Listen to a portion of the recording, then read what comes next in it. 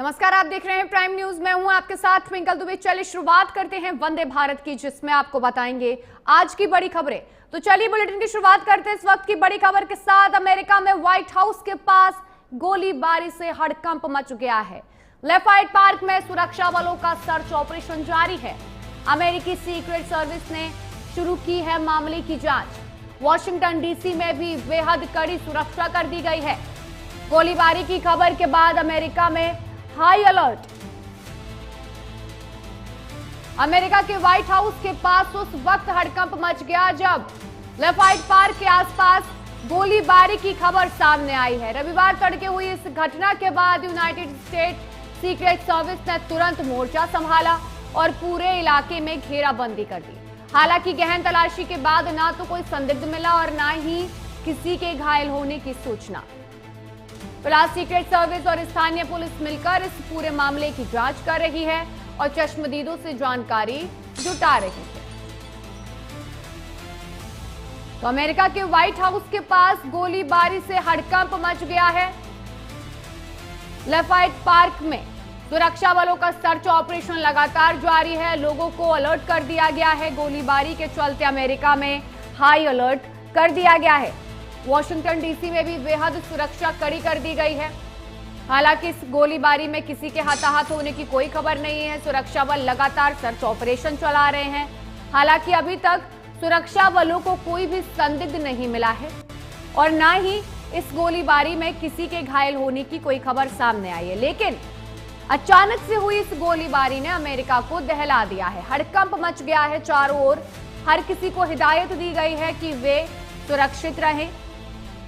लगातार सुरक्षा को लेकर कड़े इंतजाम किए जा रहे हैं। हाई अलर्ट पर है अब अमेरिका, क्योंकि जिस तरीके से गोलीबारी की ये घटना सामने आई है, लोगों के मन में एक डर पैदा हो गया है।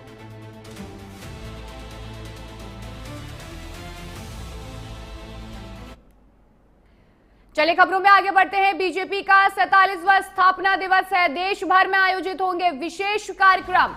बीजेपी कार्यकर्ताओं में दिख रहा है भारी उत्साह। 6 अप्रैल 1980 को हुई थी बीजेपी की स्थापना। संकल्प दिवस के रूप में मनाया जाएगा जश्न। भारतीय जनता पार्टी आज अपना 47वां स्थापना दिवस मना रही है। 6 अप्रैल 1980 को अस्तित्व में आई बीजेपी के लिए दिन बेहद ऐतिहासिक है। इस अवसर पर देश भर में विशेष कार्यक्रमों का आयोजन किया जा रहा है, जिसे लेकर कार्यकर्ताओं में भारी उत्साह देखा जा रहा है। गांव से लेकर शहर तक पार्टी नेता और कार्यकर्ता विभिन्न आयोजनों के जरिए एकजुटता दिखा रहे हैं। स्थापना दिवस के मौके पर बीजेपी अपनी उपलब्धियों को गिनाने और भविष्य के संकल्पों को दोहराने की तैयारी में है।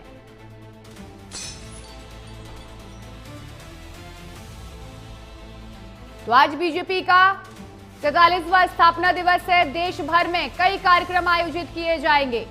आपको बता दें कि बीजेपी कार्यकर्ताओं में बेहद उत्साह देखने को मिल रहा है। कई बड़े कार्यक्रमों का आयोजन किया जाएगा देश भर में।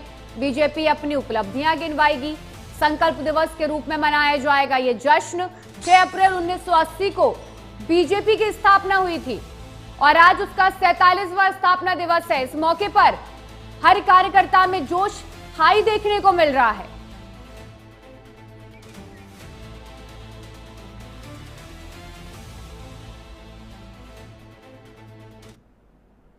चलिए खबरों में आगे बढ़ते हैं। पश्चिम बंगाल में बीजेपी के 40 स्टार प्रचारक प्रधानमंत्री नरेंद्र मोदी, गृह मंत्री अमित शाह संभालेंगे चुनाव का मोर्चा। सीएम योगी हेमंता की जोड़ी भी भरेगी चुनावी हुंकार। बीजेपी ने उतारी स्टार प्रचारकों की भारी फौज। पश्चिम बंगाल विधानसभा चुनाव के लिए भारतीय जनता पार्टी ने अपने स्टार प्रचारकों की लिस्ट जारी कर दी है। इस हाई प्रोफाइल लिस्ट में प्रधानमंत्री नरेंद्र मोदी, गृह मंत्री अमित शाह और रक्षा मंत्री राजनाथ सिंह समेत 40 दिग्गज नेताओं के नाम शामिल हैं। पार्टी अध्यक्ष नितिन नवीन के साथ साथ यूपी के मुख्यमंत्री योगी आदित्यनाथ और असम के मुख्यमंत्री हिमंत बिस्वा शर्मा भी बंगाल के रण में हुंकार भरेंगे। वहीं महाराष्ट्र के मुख्यमंत्री देवेंद्र फडणवीस और दिल्ली की मुख्यमंत्री रेखा गुप्ता भी प्रचार की कमान संभालती नजर आएंगी। नितिन गडकरी, धर्मेंद्र प्रधान और जेपी नड्डा जैसे अनुभवी नेता भी बंगाल के अलग अलग क्षेत्रों में चुनावी जनसभाओं को संबोधित कर बीजेपी के पक्ष में माहौल बनाएंगे।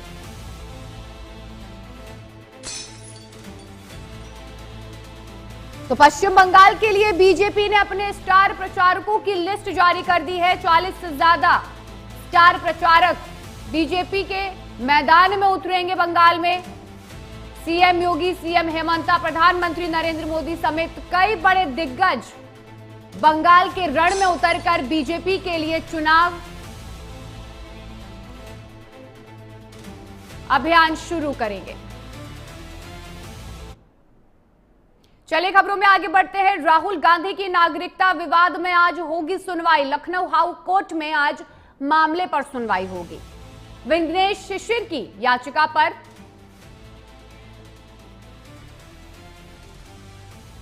लखनऊ हाई कोर्ट में आज मामले पर सुनवाई होने वाली है। राहुल गांधी के एफआईआर की मांग रखी गई है। हाई कोर्ट में नागरिकता मामले की अगली तारीख। कांग्रेस नेता राहुल गांधी की नागरिकता को लेकर चल रहा विवाद आज लखनऊ हाई कोर्ट में बेहद महत्वपूर्ण सुनवाई का पात्र बनने जा रहा है। कर्नाटक के भाजपा कार्यकर्ता विघ्नेश शिशिर द्वारा दाखिल याचिका में राहुल गांधी की नागरिकता जांच और उनके खिलाफ एफआईआर दर्ज कराने की मांग की गई है। पिछली सुनवाई के दौरान अदालत ने केंद्र सरकार को इस मामले में पक्षकार बनाने की अनुमति दी थी और गृह मंत्रालय से जुड़े गोपनीय दस्तावेज भी देखे थे। आज 6 अप्रैल को होने वाली इस सुनवाई पर सभी की निगाहें टिकी हुई हैं कि कोर्ट इस संवेदनशील मामले में अपना क्या रुख अपनाता है।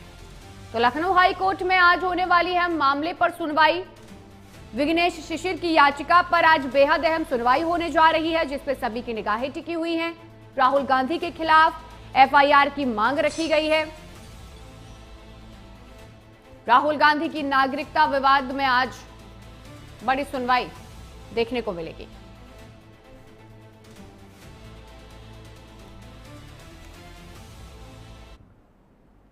चलिए खबरों में आगे बढ़ते हैं। दिल्ली में बड़ी आतंकी साजिश नाकाम की गई है। मुंबई और पुणे से 2 संदिग्ध आतंकी गिरफ्तार किए गए हैं। कमरान उर्फ मौजे और इमरान गिरफ्तार किए गए हैं। दिल्ली पुलिस और मुंबई एटीएस की यह बड़ी कार्रवाई देखने को मिली है। दोनों आतंकियों को दिल्ली लाया जा रहा है। टॉय कार से धमाके की प्लानिंग कर रहे थे आतंकी। जेईएम से जुड़े हैं दोनों आतंकियों के तार। देश की राजधानी दिल्ली में एक बड़ी आतंकी साजिश को नाकाम कर दिया गया है। दिल्ली पुलिस और मुंबई एटीएस ने संयुक्त कार्रवाई करते हुए मुंबई और पुणे से 2 संदिग्ध आतंकियों को गिरफ्तार कर लिया है। पकड़े गए आतंकियों की पहचान कामरान उर्फ मौजे और इमरान के रूप में हुई है, जिनके तार सीधे तौर पर आतंकी संगठन जैश ए मोहम्मद से जुड़े बताए जा रहे हैं। जांच में चौंकाने वाला खुलासा यह हुआ है कि आतंकी टॉय कार के जरिए धमाके करने की साजिश रच रहे थे। फिलहाल दोनों को दिल्ली लाया जा रहा है, जहां सुरक्षा एजेंसियां पूरी तरह से सतर्क नजर आ रही हैं।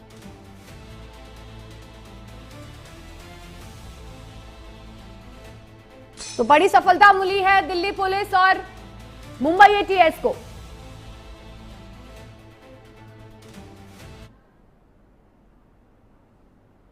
चलिए खबरों में आगे बढ़ते हैं। भोजशाला विवाद में हाईकोर्ट में आज से नियमित सुनवाई दोपहर 2:30 बजे से शुरू होगी कोर्ट की कार्रवाई।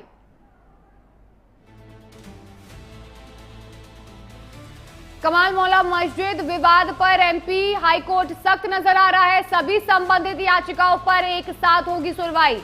हिंदू फ्रंट फॉर जस्टिस की याचिका पर भी सुनवाई होगी। मध्य प्रदेश के धार स्थित ऐतिहासिक भोजशाला और कमाल मौला मस्जिद विवाद में आज का दिन बेहद अहम माना जा रहा है। इंदौर हाई कोर्ट की बेंच आज यानी 6 अप्रैल से इस संवेदनशील मामले की नियमित सुनवाई शुरू करने जा रही है। अदालत ने साफ किया है कि विवाद से जुड़ी तमाम याचिकाओं पर दोपहर 2:30 बजे से एक साथ सुनवाई की जाएगी। वैज्ञानिक सर्वेक्षण और धार्मिक अधिकारों को लेकर चल रही इस कानूनी जंग में आज से होने वाली दलीलें काफी अहम साबित होंगी। पूरे प्रदेश की नजरें अब हाईकोर्ट के रुख पर और आने वाले दस्तावेजी सबूतों पर टिकी हुई हैं।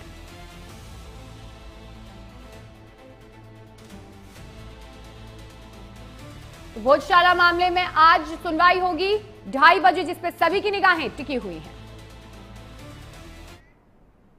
चलिए खबरों में आगे बढ़ते हैं। उत्तर प्रदेश के रायबरेली में बेमौसम बारिश और ओले गिरे हैं, जिसके बाद मुख्यमंत्री योगी आदित्यनाथ ने कड़े निर्देश दे दिए हैं और उनके निर्देशों का असर अब दिखने भी लगा है। जिलाधिकारी हर्षिता माथुर ने पुलिस अधीक्षक रवि कुमार के साथ सदर तहसील के गढ़ी मुतवल्ली गांव पहुंचकर प्रभावित क्षेत्रों का स्थानीय निरीक्षण किया है। इस दौरान डीएम के राजस्व विभाग की टीमों को निर्देश दिए गए हैं कि वे तत्काल फसलों और अन्य नुकसान का सटीक आंकलन कर रिपोर्ट सौंपें।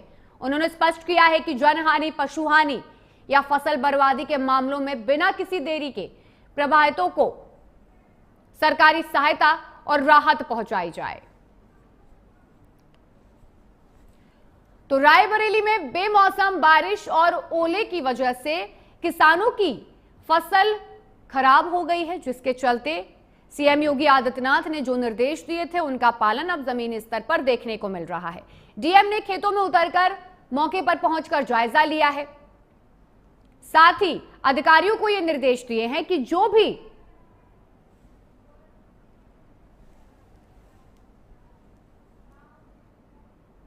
खबरों में आगे बढ़ते हैं, आपको ले चलते हैं सीधे गोरखपुर, जहां सीएम योगी आदित्यनाथ ने जनता दरबार लगाया है, जहां पर सीएम योगी आदित्यनाथ जनता की समस्याओं को सुनते नजर आ रहे हैं। ये सीधी तस्वीरें हम आपको गोरखपुर से दिखा रहे हैं, जहां पर सीएम योगी आदित्यनाथ मौजूद हैं, जनता दरबार लगाते नजर आ रहे हैं, लोगों की समस्याएं सुनते नजर आ रहे हैं और साथ ही अधिकारियों को इनके समाधान के भी निर्देश दे रहे हैं। सीएम योगी आदित्यनाथ लगातार जनता दरबार लगाते हैं, जहां पर दूर दराज से लोग उनसे मिलने आते हैं, अपनी समस्याएं सुनाने आते हैं और सीएम योगी आदित्यनाथ हर एक की समस्या का समाधान भी करते हैं। साथ ही अधिकारियों को भी निर्देश देते हैं कि हर किसी की समस्या का समाधान तुरंत किया जाए। दूर दराज से लोग अपनी समस्याएं लेकर आते हैं सीएम योगी के दरबार में, जहां पर सीएम योगी आदित्यनाथ लोगों की समस्याएं सुनते हैं। ये सीधी तस्वीर हम आपको दिखा रहे हैं गोरखपुर से लाइव, जहां पर सीएम योगी आदित्यनाथ अपने अधिकारियों के साथ पहुंचकर लोगों की समस्याएं सुन रहे हैं।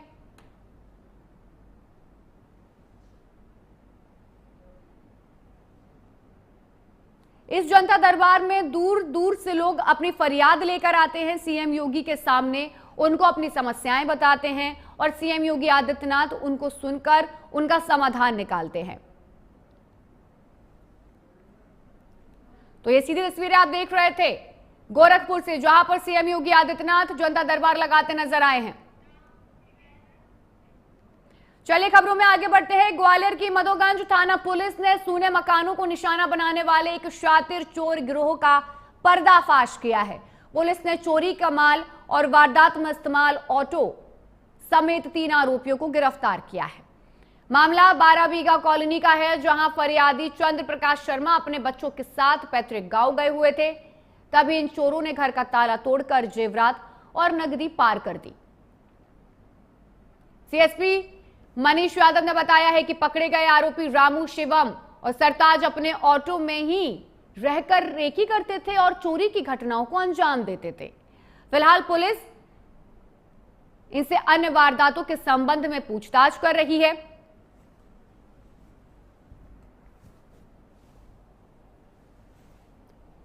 तो ग्वालियर में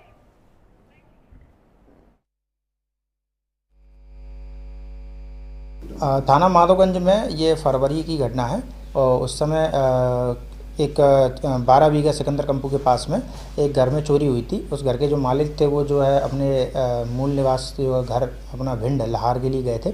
उस समय अज्ञात चोरों ने सेंधमारी करके उनके घर से मोबाइल और अन्य जो है बच्चों के कुछ छोटे आभूषण और कुछ नकदी चुरा ली थी। उसमें भी एक वीडियो था जिसमें चोर ऑटो से जाते हुए दिख रहे थे। उस ऑटो और जो लोग थे उनके आधार पे हमने चूँकि अपने मुखबिर मामूर किए हुए थे क्षेत्र में, उनके द्वारा बताया गया कि उस जिस ऑटो का आपने जो फोटो डाला था वैसे ही एक ऑटो हमें आपागंज के आसपास दिखाई दे रही है। तो उन लोगों ने बताया कि हाँ। वहीं ग्वालियर में प्रतियोगी परीक्षा की तैयारी करने आई एक युवती के साथ शादी का झांसा देकर दुष्कर्म का मामला सामने आया है। शिवपुरी का रहने वाला एक युवक और शिवपुरी की ही रहने वाली एक महिला के साथ उसको शादी का झांसा देकर उसके साथ दुष्कर्म करने की कोशिश की गई, जिसके बाद जब महिला ने पूरी जानकारी पुलिस को दी तो पुलिस ने मौके पर पहुंचकर आरोपी के खिलाफ शिकायत दर्ज की और आरोपी की तलाश में पुलिस जुट चुकी है।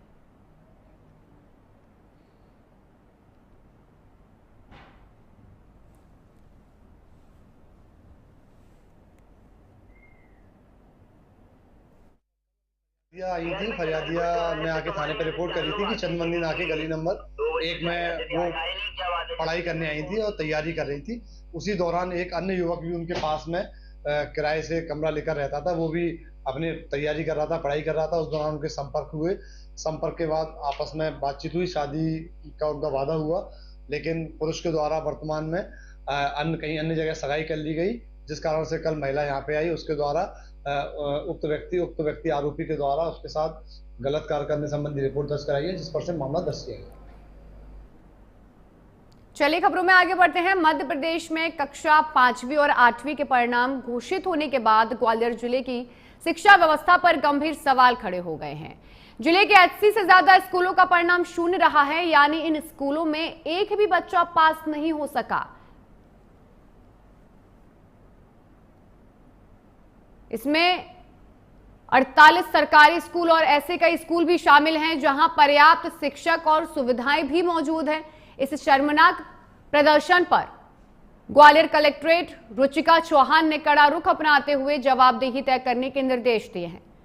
कलेक्टर ने शून्य रिजल्ट वाले स्कूलों के प्राचार्य और शिक्षकों को नोटिस जारी करने की बात कही है और जल्द ही उच्च स्तरीय बैठक पर शिक्षा की गुणवत्ता सुधारने के कई बड़े फैसले लेने के भी संकेत दिए हैं।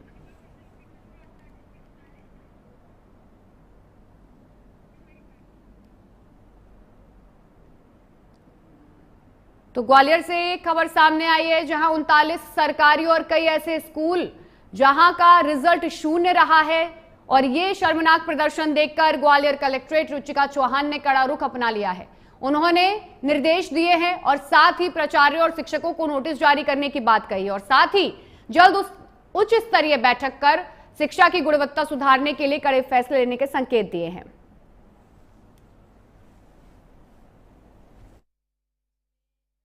ये विषय आया है संज्ञान में कि अराउंड 87 स्कूल्स हैं जिसमें बच्चों का रिजल्ट लगभग नेग्लिजिबल रहा है और 2-3 चीज़ें मैं समझती हूँ इसके एट्रीब्यूट्स होते हैं। नंबर 1, हमको देखना होगा कि इन स्कूल के इन बच्चों की अटेंडेंस की क्या स्थिति है, क्या वो स्कूल आते भी हैं या सिर्फ वहाँ पंजीकृत है। नंबर 2, इनके जो टीचर्स हैं इन्होंने अगर ये महसूस भी किया कि उस बच्चे को क्लास 4 के बाद में भी बहुत अच्छा पढ़ाई नहीं आ रही थी तो उसके रेमेडियल क्लासेस के लिए या स्टेप्स के लिए क्या स्टेप्स लिए, उनको एक बेसिक लेवल भी नहीं पार करवा पाए, उसके क्या कारण थे। नंबर 3, जहाँ बहुत वीक बच्चे हैं या फिर रेगुलरली स्कूल नहीं आते हैं तो हमारे शिक्षकों को उनके पेरेंट्स से भी कांटेक्ट करना होता है, रेगुलरली उनको बात करके मोटिवेट करना होता है, कभी आवश्यकता पड़े तो गृह भेंट भी करना होता है। तो क्या ये सब एक्टिविटीज़ हमारे टीचर्स ने अंडरटेक किया, इसका भी रिव्यू होगा और अगर इसके बाद भी ये क्लियरली आए कि हमारे जो टीचिंग तंत्र है उनकी तरफ से इसमें गैप रहा है तो इनके ऊपर कार्रवाई की।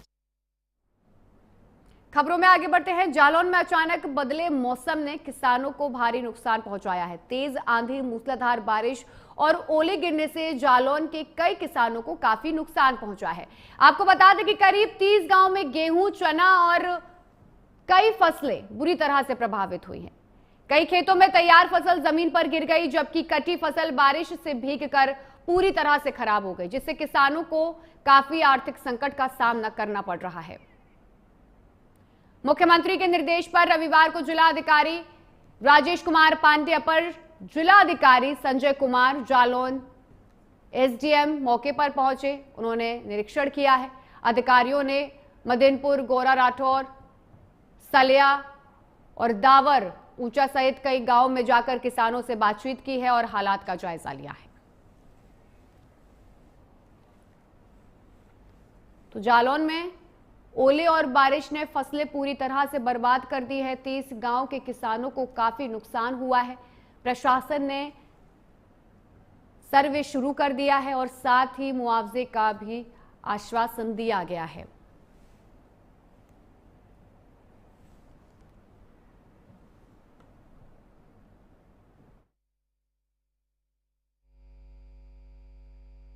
देखिए, कल शाम को 5 से 6 बजे के बीच में ओलावृष्टि और तूफान आया था, बारिश भी हुई थी।